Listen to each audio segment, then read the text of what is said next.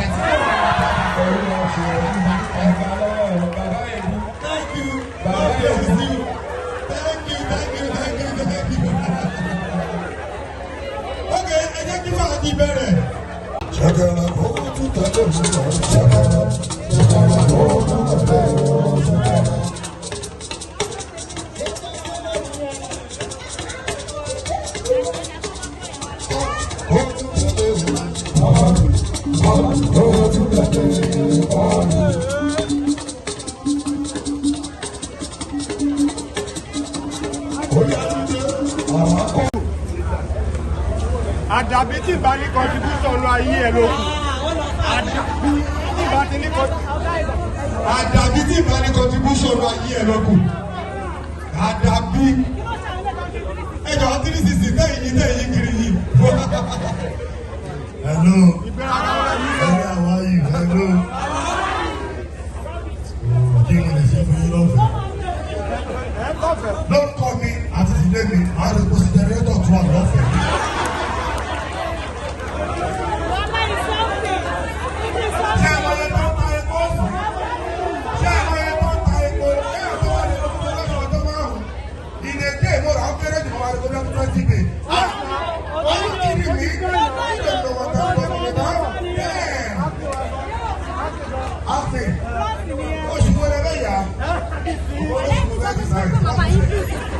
Ẹ̀rọ tó ṣẹlẹ̀ máa lè fún wa fún ìsìláìdà lọ́fẹ̀ẹ́.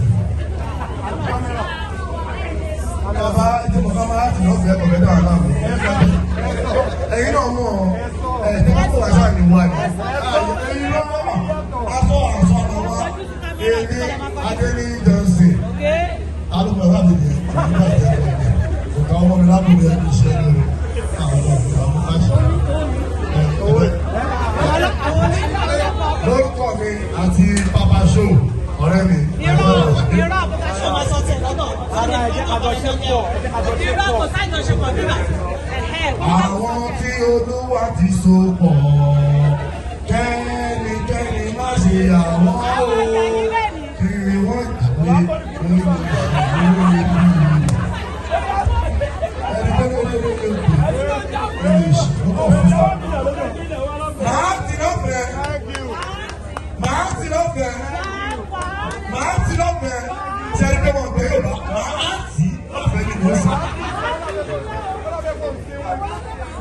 màá ti lọ́bẹ̀ẹ́ ni mo sọ yẹn pé wá màá lọ́fẹ̀ẹ́ màá àti kékeré mo kọ́ ẹ yà ẹ lè ṣe wọn kẹ́kẹ́ oko fíìmù. Ààrẹ náà mú kàn yín. Ọ̀gá double blessing lọ́nà ṣe fún ọ. Gbogbo nǹkan méjì méjì ni. Méjì méjì ni. Ó yà máa rí kú náà. God bless you, we love you.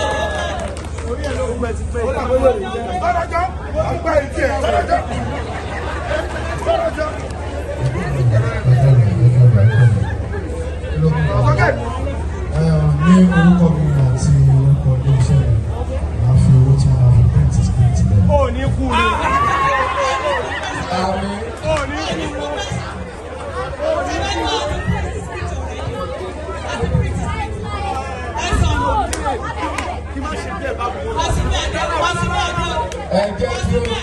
jẹ́ kó fún yín 500,000.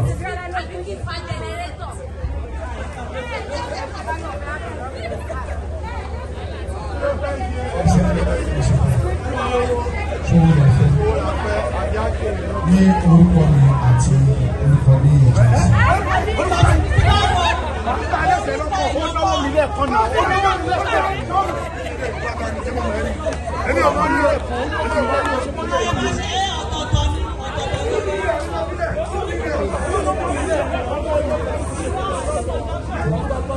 Ìjọba lè fẹ́ yẹn. Wọ́n ní ká promise ní orúkọ mi àti orúkọ ìdílé mi. Wọ́n ní ṣe pé àfihàn ní 100,000.